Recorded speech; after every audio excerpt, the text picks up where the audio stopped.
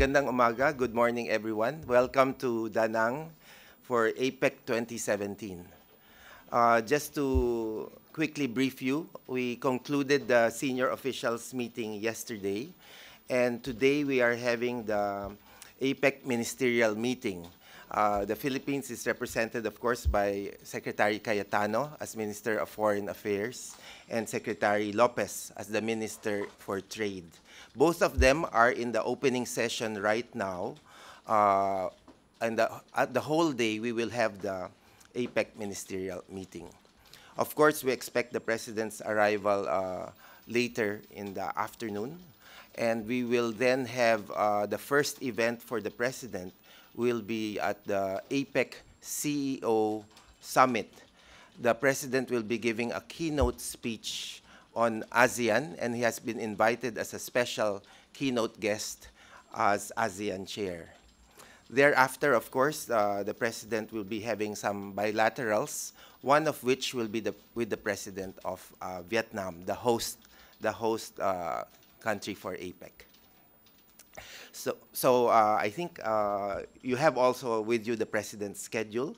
There will, of course, be on the after the 9th, the 10th is the beginning of one of the important dates, because this is where the ABAC, the APEC Business Advisory Council, the private sector institution of APEC, will give their annual report to all the APEC leaders with a set of recommendations on how to move forward and how to progress inclusive global growth.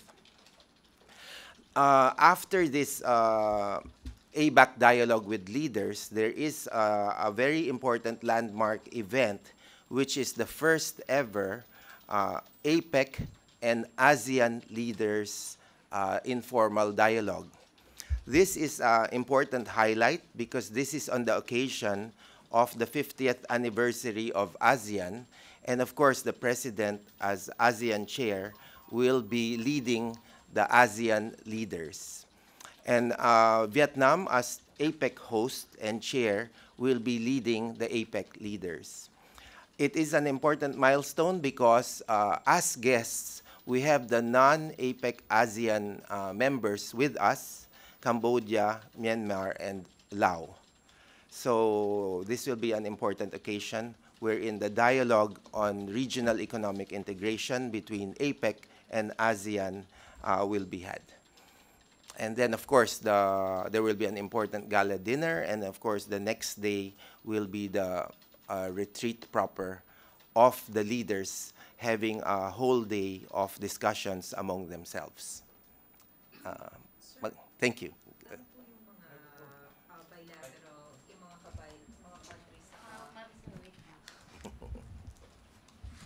Sir, may we know the final list of the heads of state that will be having bilateral meeting with the President, aside from Vietnam? Well, we have, with Papua New Guinea, there will be a bilateral meeting with the Prime Minister of Papua New Guinea. For your information, of course, Papua New Guinea will be the new APEC chair for 2018 and will host the series of meetings of senior officials, ministers, and leaders for 2018. So this will be an important dialogue between the two heads of state. There is also a scheduled bilateral meeting with Russia, President Putin, and there are other scheduled side meetings being arranged. Let's not forget, during the 2-3 days of meetings, there will be coordinated pull-asides and meetings between various heads of state. Sir, may we know what are the agenda on the bilateral meeting, specifically on Russia? From, of course, the agenda is being taken care of by our geographic offices. As of now, of course, there is a follow-up to the visit of the President to Moscow between the two leaders. As you well know, the meeting was cut short. It will be an opportunity for them to resume their discussions, as well as to express thanks for the commitment and aid of Russia in the Marawi crisis. I am sure the Marawi crisis will be one of the important topics of discussion, how to counter terrorism and radicalization. And of course, there is also the important factor of economic cooperation, which is the highlight of APEC, and the increased potential of economics, business, and trade and investment between Russia and the Philippines. Of course, we have here now also Ambassador Noel Servigon. He may wish to tell you a little more about the scheduled bilateral with the Vietnam president. Good morning. I just came from a meeting early this morning with, together with Mayor Cayetano and the city chairman of Da Nang. It's the first kind of meeting that we have arranged with the local government units here in Vietnam, and we are pleased to that the results of the meeting is productive. The Mayor Lani Cayetano, the wife of our secretary, we arranged a meeting with the chairman of the city of Da Nang.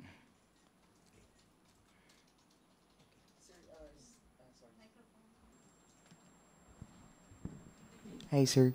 Sir, will there be a sister cities pact between the two cities, Danang and Taguig, following this meeting? During the meeting, there was talk of further cooperation between the two cities. Mayor Cayetano briefly presented the developments in Taguig, while the chairman of the city of Da Nang also presented the developments here in his city. And we hope that it will be a good start for the two cities to further improve their cooperation with one another. Yes, ma'am.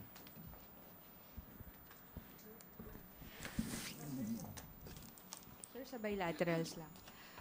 Sir, with Yusek Teehankee, sir, when is the scheduled meeting? Can you give us the time? Yung sa Russia, Papua New Guinea, and Vietnam. Will it be tomorrow or the next day?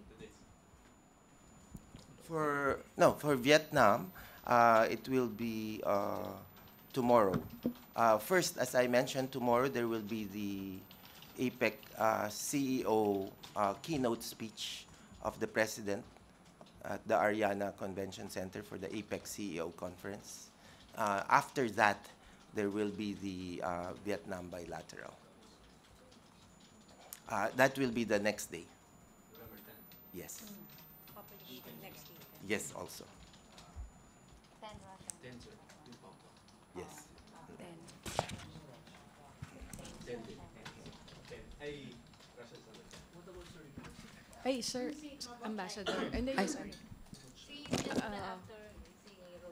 Sir, we've talked about Papua New Guinea and Russia, yung possible agenda. About with the Vietnamese leader, what will be the possible agenda? Will there be agreements to be signed between the president and the Vietnamese leader? And can you describe us the relations between the two countries? The meeting between President Duterte and President Quang of Vietnam will be the second time that they will have since the assumption of office of both presidents last year. If you recall, President Duterte made a state visit here last September, and this will be the second chance for them to meet again. Possible topics po between the two leaders. Well, of course, there is the first and foremost the congratulations on the APEC hosting of Vietnam. So there are also the increased dialogue, bilateral economic relations between the two countries, and also developments in the ASEAN region. Yes.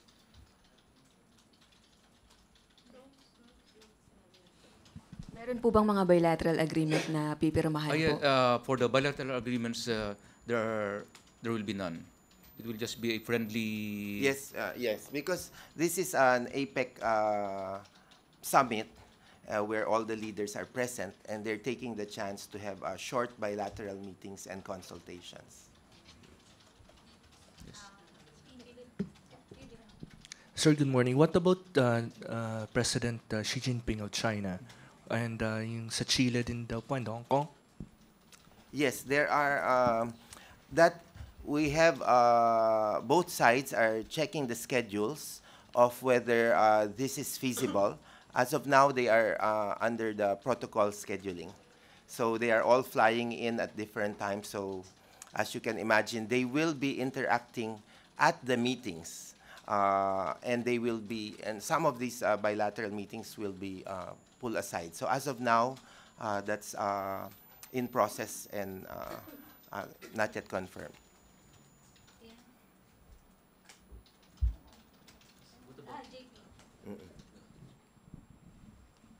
Yusek Teehankee. Sir, do we expect outcome documents as a result of the whole APEC summit? What do we expect will be the tone of the leaders when it comes to protectionism, things like that, sir? Yes, a very good question. We have been at senior officials level and technical level. They are working very hard over the past 2 days on having an important leaders' declaration and message. There will also be an outcome document of the APEC ministerial statement. So we can expect the outcome documents at the end of the leaders' meetings. And there will be a leaders' declaration as well as action plans to be endorsed to the leaders to adopt.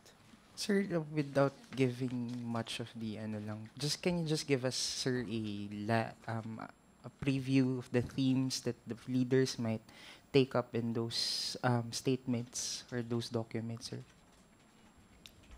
Yes. Of course, being an economic cooperation organization, one of the key themes is deepening regional integration. And as the leaders gather, in the wake of global economic recovery, it is very important that leaders continue to dialogue and cooperate to ensure that this global economic recovery continues. There are continued risks, and it is one of the themes is the discussions on how we can continue the economic growth. The other theme that is, of course, very, very important that the APEC leaders are all emphasizing, and in today's ministerial meeting, they are emphasizing this at their statements, is the promotion of sustainable, innovative, and inclusive growth.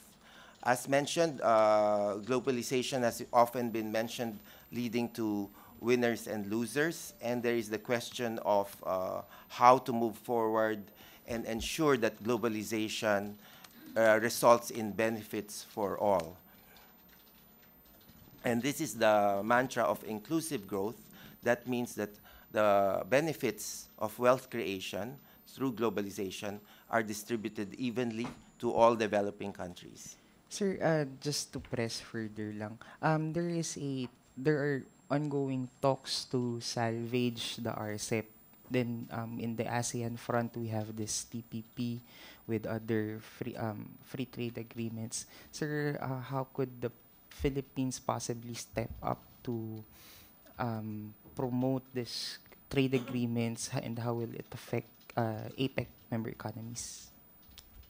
Actually, it's a very good question. Right now, the Japanese minister has reported that there are ongoing here in Da Nang, Vietnam, increased discussions on TPP. The TPP 11 countries have stated that they are in serious discussions towards the entry into force of the TPP. So they have renewed their commitment to move forward with the TPP. On RCEP, the President has taken a leading role, and of course, there will be a very important ASEAN in Manila meeting of all the RCEP leaders. There will, in fact, be an RCEP leaders meeting during the ASEAN meetings on the 14th of November. So there are already, of course, interventions relating to RCEP and the importance of ASEAN centrality. And this will, of course, also be a topic during the discussions of the ASEAN APEC dialogue. It is very relevant because this relates to deepening, integrating economic integration in the Asia-Pacific and in the ASEAN-centered regions. Sir, dun lang po dun sa may, di ba may informal talks between ASEAN and APEC? Ano kayang possible na topics dun, sir? Yun din ba, sir, with regards to how will we work out with the trade agreements or paano po kaya? Well, I would, that's why we are all quite eager to hear the President's words. And of course, we will not pull the wind out of it by giving you too much information. But we are ready with the President's speech to be delivered on the 9th. However, the key themes and the title of the, of course, the title of the keynote speech relates to ASEAN's, what ASEAN lessons has been learned and what is the message of ASEAN to APEC. Of course, we all know that ASEAN is a very vibrant and important regional economic integration area, and APEC, of course, is an economic cooperation organization. So there are best practices that can be learned from both sides, and APEC is known to be a good incubator of economic and business ideas, while ASEAN is indeed a model of regional economic integration, of gradual economic development, and fostering inclusive growth and ensuring prosperity is the goal, prosperity for all its citizens. So in ASEAN, there is a very important theme of integrating MISMIs, small, medium, micro industries into the larger economy. And this is a very common theme between the APEC theme as well as the ASEAN theme. Of course, a very important theme this year in APEC is fostering food security. Again, a very important issue for the Philippines and other developing countries in APEC. And that is where I think Secretary Cayetano and Secretary Lopez will be championing the importance of food security and inclusive growth. Sir, confirm na po na wala ng bilateral with US President Donald Trump? Or may chance pa rin? Based on the schedule, President Trump is on his way to Manila on the 12th, 13th, and 14th. And there is already in the schedule a bilateral between President Trump and President Duterte. So they're working out the schedule. Most likely, that is being targeted for a fuller bilateral will be and more impressive in the ASEAN context, where, of course, the president is the host country and the host chair at the gala dinner, as well as in this very important bilateral meeting between, it will be the first ever meeting between President Trump and President Duterte. But they will see each other here. Of course, the first occasion, just for your information, President Trump will be flying in and will also be giving a keynote speech at the APEC CEO conference. President Trump is speaking on November 10. The President is speaking on November 9. And then there is, of course, the very important private sector APEC Business Advisory Council report to all the leaders. All the leaders will be assembled at the Ariana Convention Center. At the, I'm not sure where, but all the leaders will be assembled to receive the report of the APEC Business Advisory Council. So all 21 leaders, both President Trump and President Duterte included, will be there to receive the report of the APEC Business Advisory Council. After that report is delivered, there will be breakout sessions wherein the Business Advisory Council members will be dialoguing with sets of leaders. There will be 4 or 5 rooms. let us not forget then after that, there is this ASEAN APEC dialogue. So President Trump will be included in the APEC leaders, and of course President Duterte will be. It will be a round table of all 21 plus 3. So it will be 24 leaders in this table because we have the additional of Myanmar, Laos, and Cambodia. Sir, will the president speak or say a lot of things about terrorism and drug problem sa kanyang speech dito sa APEC summit? Well, during the the theme in the APEC CEO conference, of course, is ASEAN and APEC. But during the dialogue, there is dialogues on how to ensure continued economic growth and how to make it inclusive. So from the president will be focusing on how to ensure that globalization is indeed will benefit all APEC members and all nations. Of course, as a corollary to this, there is the issue that the president also champions of securing economic growth. In order to continue the global recovery and economic growth, there must be a globalized peace and order and globalized political security. So from the initial drafts, there is mention in the leaders' declaration of ensuring this battle of ensuring and securing political and security as well as anti-terrorism.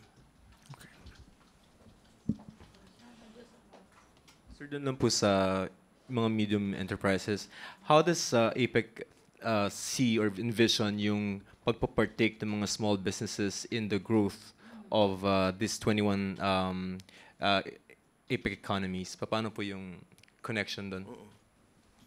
One of the key advocacies of APEC is how to provide for social and financial inclusion. So MISMEs represent 90% of the business sector. And of course, the multinationals are quite large corporations as well as domestic large corporations. Yeah. One of the key themes in APEC is how to integrate this MISMEs into the global value chain. Because even if a local supplier is making one special product, this special product can be integrated into the components of a medium-sized company, and the medium-sized company can provide other components to a larger company, and this, of course, large Philippine corporations then provide value chain to Chinese companies or American companies, and then so there is they call this the global supply chain or global value chain. One of the president's advocacies, and of course our minister's advocacies, is ensuring that the global supply chain, that the Philippines will get a fair share of the value of this, and that the Philippines participates in higher value added rather than just selling our raw materials for a cheap price and then not gaining the full value if we are competitive, have innovation and technology, and this will be achieved through MISMEs having access to finance, access to innovation, access to technology, and the issue, as they say, of complementation and cooperation.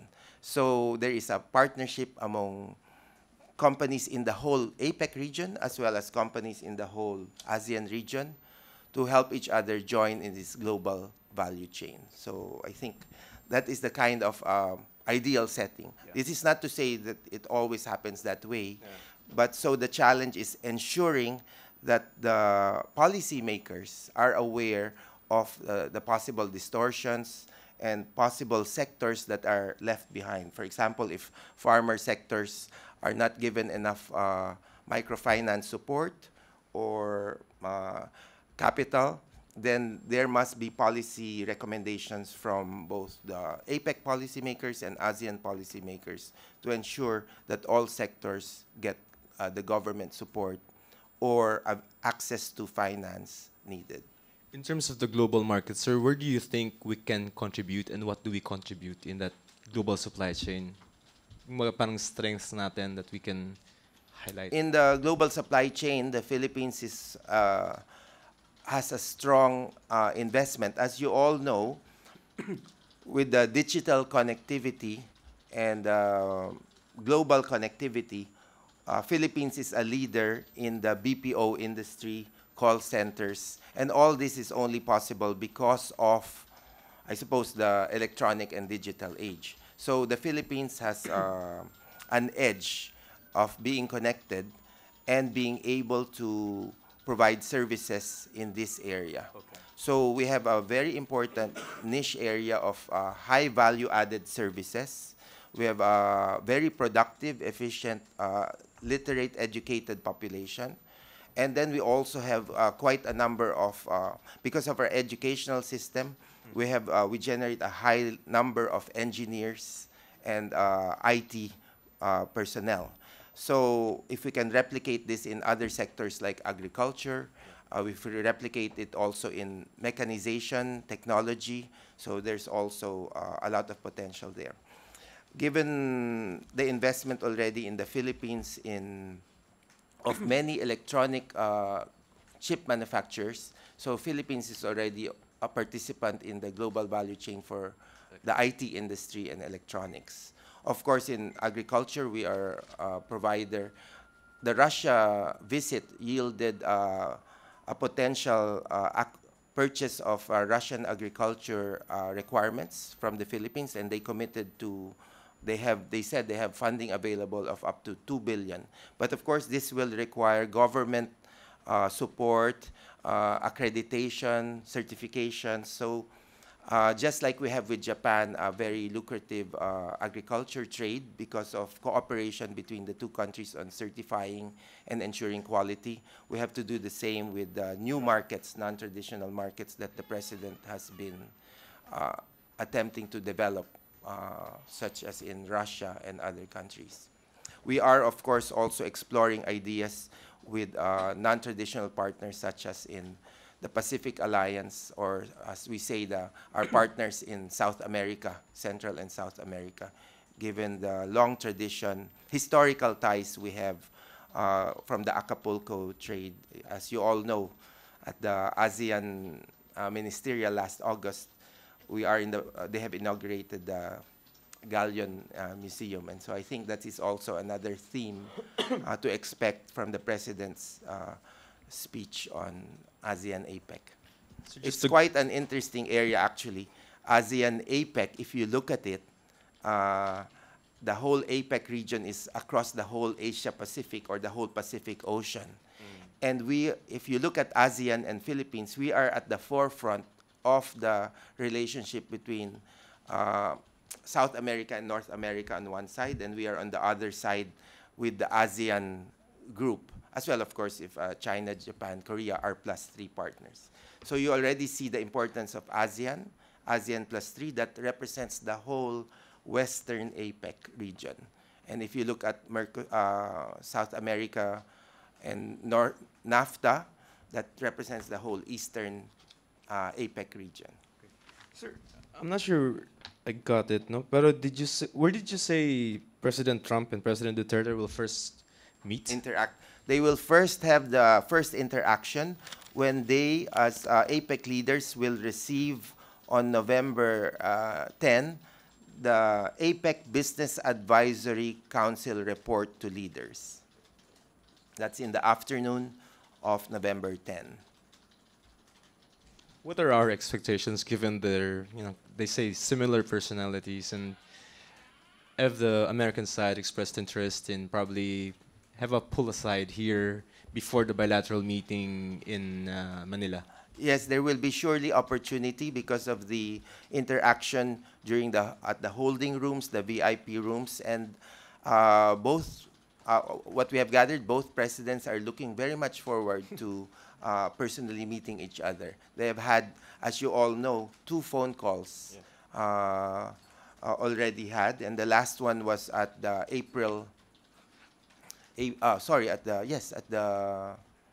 during the August was it the April summit, the ASEAN summit. During where they discussed the North Korea threat, Yes, no? yes. So why do you think is that so? Na pareho silang interested in each other.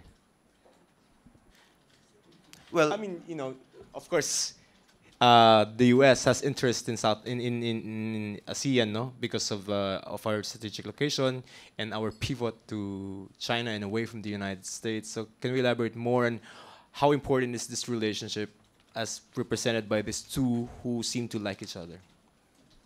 well, first and foremost, the Philippines and the United States are traditional and strong allies, and they represent the aspirations and ambitions of both the American and Philippine peoples.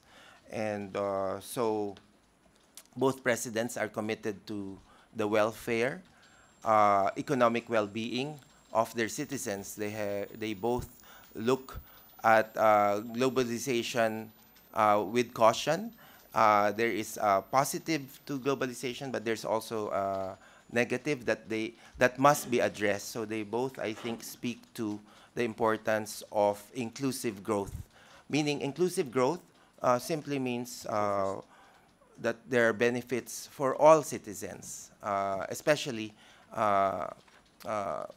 those who are not feeling the benefits, and those who need to garner more, a fairer share of the global economy, as well as of their domestic economy. All right, thank you, sir.